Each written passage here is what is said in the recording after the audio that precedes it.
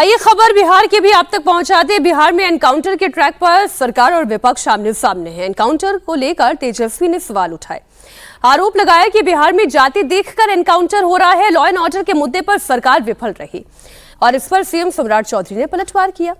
कहा कि police encounter अगर होता है तो उसमें जाति भी पूछनी चाहिए। मैं तो पुलिस वालों से कहूंगा कि जाति पूछिए, जाति पूछकर ही गोली चलाइएगा, ऐसे गोली मत चलाइएगा। सम्राट चौधरी ने विपक्ष के कॉमन सेंस पर सवाल उठा दिए। इस बीच सम्राट चौधरी ने एक बड़ा फैसला लिया, वो मैं आपको बता दूं। आनंद मोहन की नाराजगी तो आप जानते ही हैं। आनंद मोहन की नाराजगी थी, नीलम देवी की भी नाराजगी थी। नाराजगी इस बात को लेकर थी कि विधायक बेटी चेतन आनंद को राज्य स्तरीय कार्यक्रम क्रियान्वयन समिति का सदस्य बनाया गया है। दरअसल कुछ दिन पहले ही आनंद मोहन ने चेतन आनंद को मंत्री ना बनाए जाने को लेकर खुलकर अपनी नाराजगी जाहिर की थी। कुछ थैली वैली वाली बात भी उन्होंने कर दी थी। आप बयान सुने। कुछ लोग को अपनी चिंता होती है, मेरा उस पर कोई कमेंट नहीं है।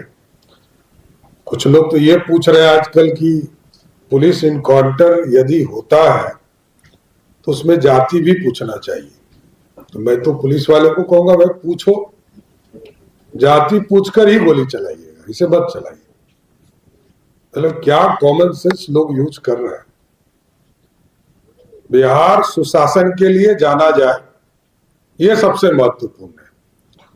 और बिहार की पुलिस को मैंने जरूर कहा है, इसमें कहीं दो मत नहीं है, कि कोई यदि पुलिस को चैलेंज करता है तो उसको 48 घंटे में जवाब देना है, ज्यादा लेट नहीं हो।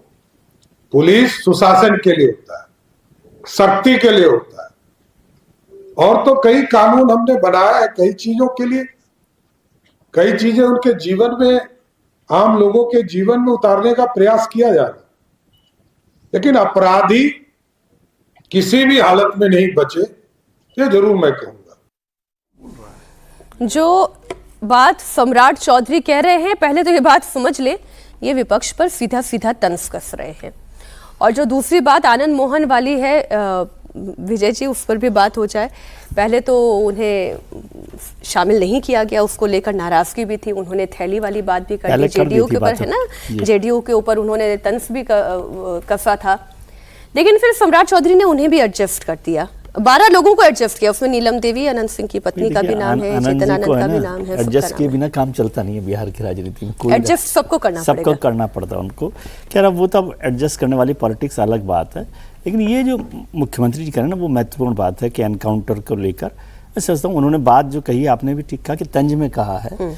लेकिन बहुत बार ऐसे गंभीर विषयों पर तंज काम में नहीं आता, उसको लोग गलत तरीके से भी मैसेज कम्युनिकेट करते हैं कि मुख्यमंत्री जी कह रहे थे कि भाई जाति पूछकर गोली चलाइए और पूछ लेना चाहिए गल, और फिर वो नैरेटिव बनने में बहुत मुश्किल नहीं होती है।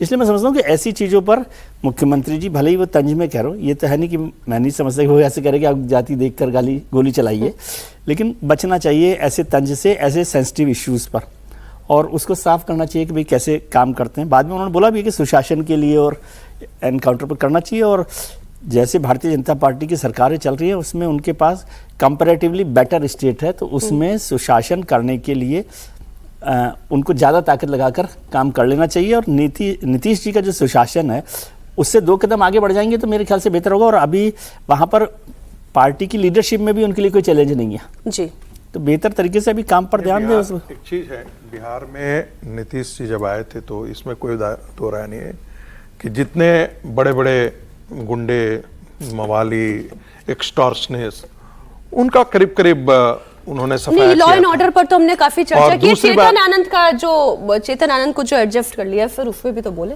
अब देखिए, एडजस्ट तो सरकार सबको करे। अब मुझे कई बार तो मतलब ही सर एडजस्टमेंट होता है, एकोमोडेशन एडजस्टमेंट। लेकिन मुझे एक चीज इसमें थोड़ा बदमाशों को निपटाया, तो आनंद मोहन को भी निपटाया ये नीतीश जी। एक चीज नहीं, मैं उसका जिक्र करना चाहता था, बीच में काट दिया है।